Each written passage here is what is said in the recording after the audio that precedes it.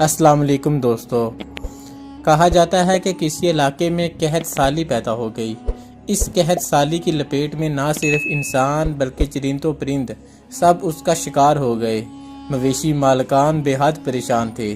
اس دوران ایک مسجد کے مولوی نے جمعے کے خطبے میں نہایت یقین کے ساتھ یہ بات بتائی کہ اللہ کا نام لے کر یعنی بسم اللہ پڑھ کر دریا کو حکم دیا جائے تو وہ بھی نافرمانی نہیں کرتا۔ خطبہ سننے والوں میں ایک چرواہا بھی موجود تھا۔ مولوی کی یہ بات اس کے دل میں اتر گئی اور اس بات پر اس کا یقین کامل ہو گیا۔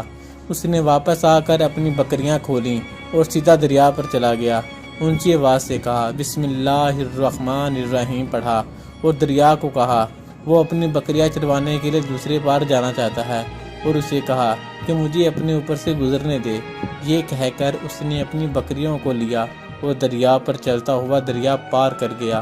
دریا کے دوسری طرف کا علاقہ گھاس سے بھرا پڑا ہوا، درخت کے پتے بھی سلامت تھے کیونکہ کسی کو یہاں تک آنے کی رسائی نہیں تھی۔ اس نے خوب اچھی طرح اپنی بکریوں کو سیر کروایا اور واپس لوٹ آیا۔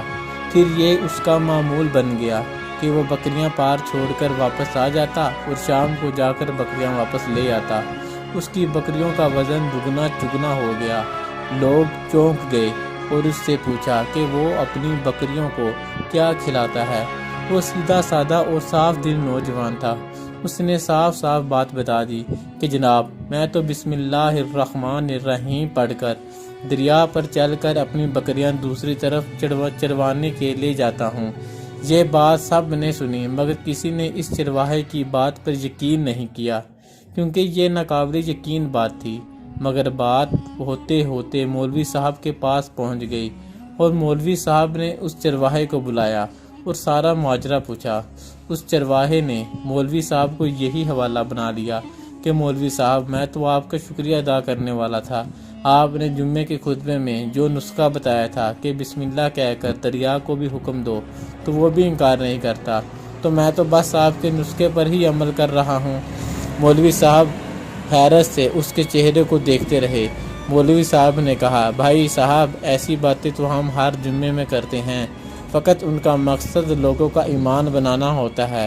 مگر بکریوں والا ڈٹا رہا کہ میں تو بس بسم اللہ کہہ کر پانی پر چلتا ہوں اور بکریوں سمیت پانی پار چلا جاتا ہوں۔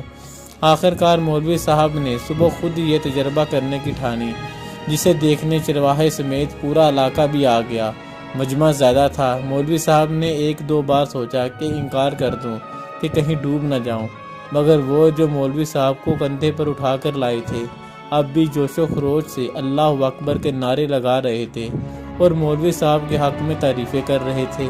آخرکار مولوی صاحب نے اپنے ڈر کو دور کرنے کے لیے ایک رسہ منگوایا۔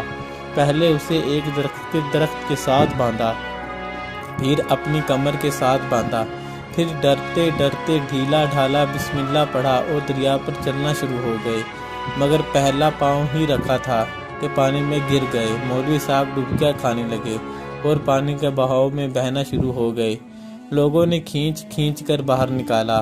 مولوی صاحب کی اس حرکت نے چرواہے کو پریشان کر دیا کہ مولوی صاحب کو بسم اللہ کو یہ کیا ہو گیا ہے، کیونکہ اس کا یہ روز کا معمول تھا۔ اس کے اپنے یقین میں کوئی فرق نہ آیا۔ اس نے بسم اللہ کہہ کر بکریوں کو پانی کی طرف اشارہ کیا اور خود ان کے پیچھے چلتا ہوا پار چھوڑ کر واپس بھی آ گیا۔ لوگ اسے ولی اللہ سمجھ رہے تھے اور اس کے حق میں نعرے لگا رہے تھے، مگر وہ سب سے بے نیاز سیدھا سادہ انسان تھا۔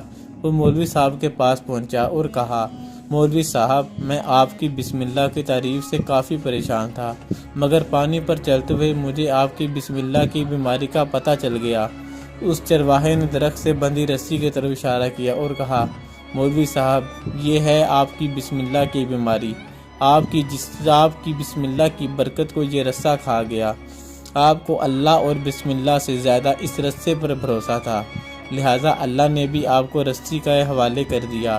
پھر کہنے لگا مولوی صاحب آپ بھی کمال کرتے ہو، میں نے آپ کے منہ سے سنا اور یقین کر لیا اور میرے اللہ نے میری یقین کی لاج رکھ لی، مگر آپ نے اللہ کا کلام سنا مگر یقین نہیں کیا، لہٰذا آپ کو اللہ نے رسوا کر دیا۔